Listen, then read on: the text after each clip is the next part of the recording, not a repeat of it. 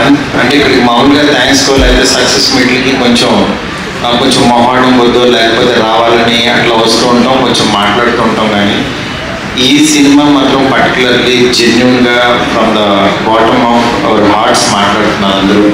ఎందుకంటే మనం మాట్లాడే విధానం బట్టి తెలిసిపోతుంటుంది సినిమా ఎంత బాగా మాట్లాడిస్తుంది అనేది. అని ఎందుకంటే అన్నిటికంటే చాలా గొప్పది సినిమా. ఆర్టిస్టులు కానీ డైరెక్టర్ కానీ అందరం సినిమా కోసమే ఇదవుతూ ఉంటాం.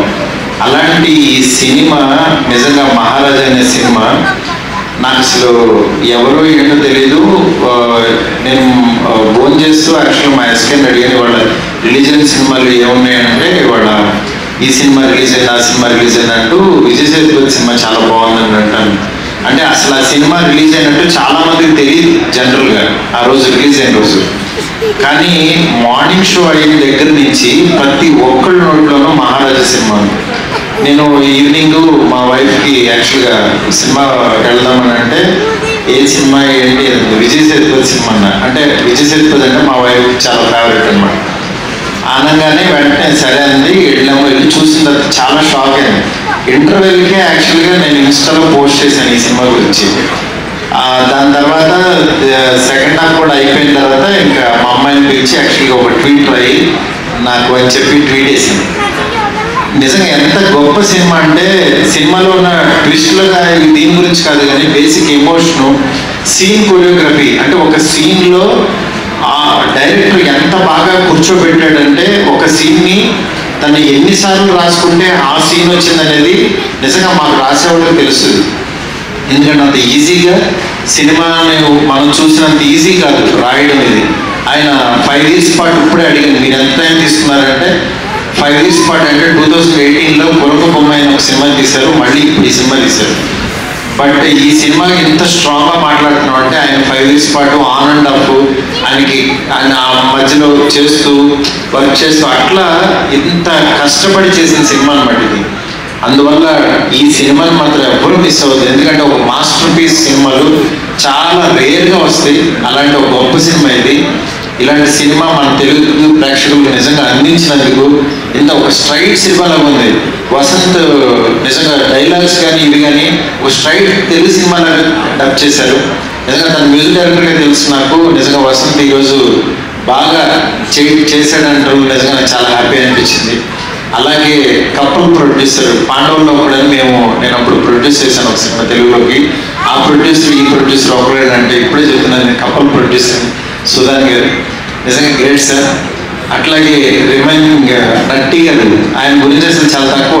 ఎందుకంటే అంతకుముందు శత్రుఘ్న చూశాను. ఆ సినిమాలో అసలు ఏం ఆర్టిస్ట్ ఏంటంటే ఆయన ఒక కెమెరామ్యాన్, ఆయనకి ఇది అని ఆయన గురించి బాగా చెప్పారు.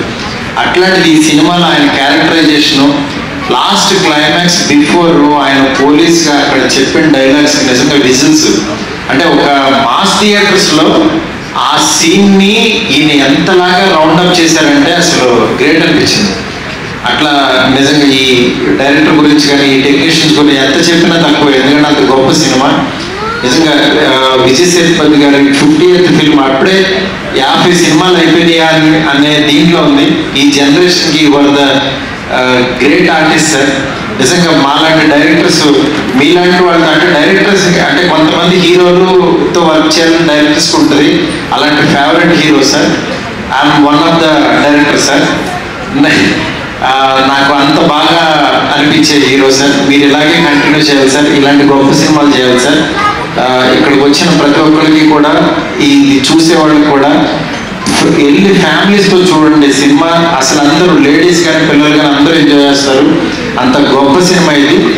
Don't miss it. ఈ సినిమాని కనుక థియేటర్లో చూడడం మిస్ అయ్యి ఓటీటీలో చూద్దాం అనుకుంటే మాత్రం చాలా మిస్ అవుతారు నేను చెప్తున్నాను. Please go and watch in theatres. Thank you so much. Thank you so much Maruthi గారు. యాక్చువల్లీ ఇన్ఫాక్ట్ అందరికీ నమస్కారం. First of all when I come for the press meet before release, this press and media people, they give me so much love. That time I was a little feared by actually this movie should at least it shouldn't have this because after so many years I came for the promotions.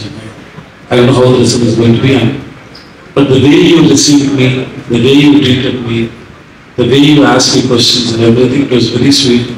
It doesn't look like that I came from Tamil Nadu to here to promote my film. It was like, I'm here, I'm in my own place.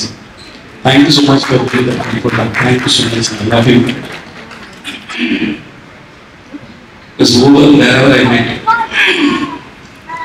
they will always come and tell me, sir, we love 96, we love Sangaram, we love Master, we love Upena. They keep saying something about my film.